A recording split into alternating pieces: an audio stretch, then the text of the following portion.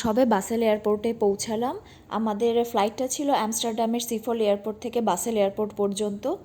আমাদের 8:30টার সময় ফ্লাইট ছিল আমস্টারডাম থেকে, তো 1 ঘন্টা লাগে আমস্টারডাম টু সুইজারল্যান্ড। তো এখন এখানে প্রায় 10টা বেজে গেছে আমাদের বেরোতে বেরোতে এয়ারপোর্ট থেকে।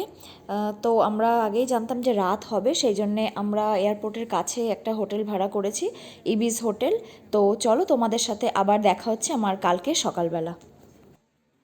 এখন আমরা এই হোটেল থেকে বেরোবো। এখন এখানে প্রায় 5টা বাজে, ভোরবেলা। আমি সবে উঠেছি, তোমরা দেখতেই পারছো, আমার চোখে এখনো ঘুম।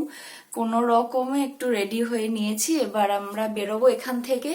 বেরিয়ে প্রথমে যাব লুসার্ন, সেটা যেতে এখান থেকে প্রায় 1.5 ঘন্টা লাগে। তো চলো তোমাদের সাথে দেখা হচ্ছে আবার লুসার্ন পৌঁছে।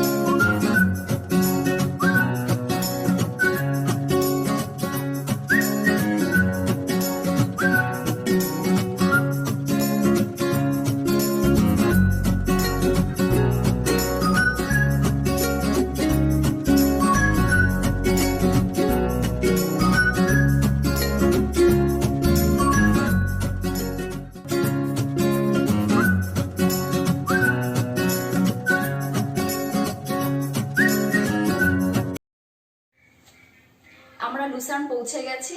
লুসার্নে আমরা এখানে একটা টিপিক্যাল সুইস বাড়ি ভাড়া নিয়েছি।